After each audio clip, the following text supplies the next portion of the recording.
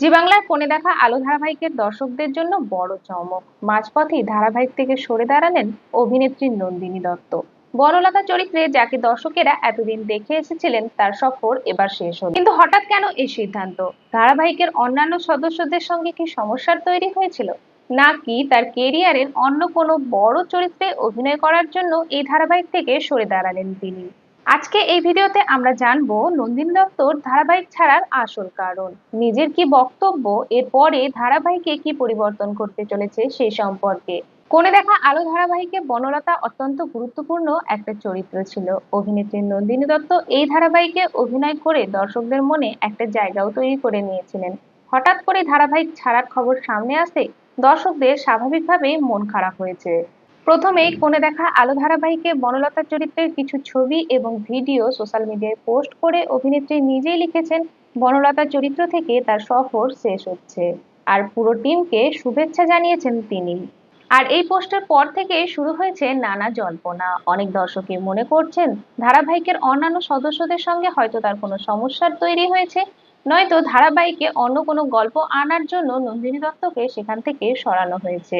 এর পিছনে কি কারণ রয়েছে অভিনেত্রী নিজেই জানিয়েছেন। হিন্দুস্তান টাইমস বাংলাতে অভিনেত্রী নিজেই জানিয়েছেন কেরিয়ারে তিনি মুভ অন করতে চান। তার সেটের বিরুদ্ধে বা সেটের ব্যক্তিদের বিরুদ্ধে কোনো ক্ষোভ বা অভিযোগ নেই।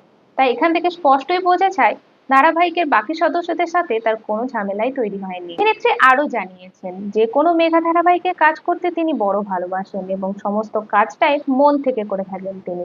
বনলতার চরিত্র থেকে তিনি অনেক কিছু শিখেছেন, তাই বারবারই বাকি সদস্য এবং পরিচালকদের কাছে কৃতজ্ঞতা স্বীকার করেছেন তিনি। অভিনেত্রী আরো জানিয়েছেন সেটের বাকি সিনিয়র মেম্বারদের তিনি অনেক মিস করবেন, তাদের কাছ থেকে অনেক কিছু শিখেছেন, তাই বলা যায় ব্যক্তিগত কোনো বিরোধ সৃষ্টি হয়নি।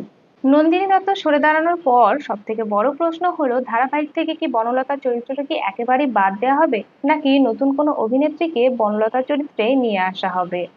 এই মুহূর্তে চ্যানেলের নির্মাতাদের তরফ থেকে চূড়ান্ত সিদ্ধান্ত হিসাবে কিছুই জানা যায়নি। অনেকেই আশা করছেন নতুন মুখকেই দেখানো হবে, অনেকেই আবার আশা করছেন অভিনেত্রী সৌমিলি চক্রবর্তীকে বনলতা চরিত্রে দেখা যেতে পারে। শুধু নন্দিনী দত্তের পরিবর্তন নয়, এই ধারাবাহিকে আরো একটা বড় পরিবর্তন দেখা যাবে।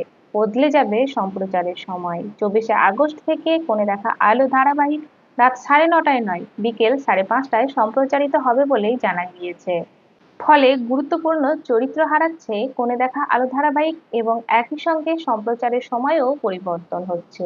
অন্যদিকে অভিনেত্রী নন্দিনী দত্তের মন্তব্য থেকে বোঝাই গিয়েছে ধারাবাহিকের নির্মাতাদের সঙ্গে তার কোনো মতবিরোধ তৈরি হয়নি। ফলে এখন দেখার বিষয় বনলতা চরিত্রে অভিনেত্রী নন্দিনী দত্তের পরিবর্তে কাকে আনা হয়। সম্প্রচারের সময় পরিবর্তনের পরেও ধারাবাহিকটি কি দর্শকদের একইভাবে আকর্ষণ করতে পারে, সেটাও দেখার বিষয়। আপনাদের কি মনে হয় নন্দিনী দত্তের জায়গায় বনলতা চরিত্রে অন্য কাউকে দর্শকেরা কি মেনে নিতে পারবে, নাকি বনলতা চরিত্রটি শেষ করে দেওয়া উচিত? নতুন কোন ধারাবাহিকে অভিনেত্রী নন্দিনী দত্তকে দেখা যায়, সেটাও দেখার বিষয়। কমেন্টে অবশ্যই নিজের মতামত জানাবেন। ভিডিওটা ভালো লাগলে লাইক করুন। এরকম আরো ভিডিও পেতে অবশ্যই চ্যানেলটাকে সাবস্ক্রাইব করে নেবেন।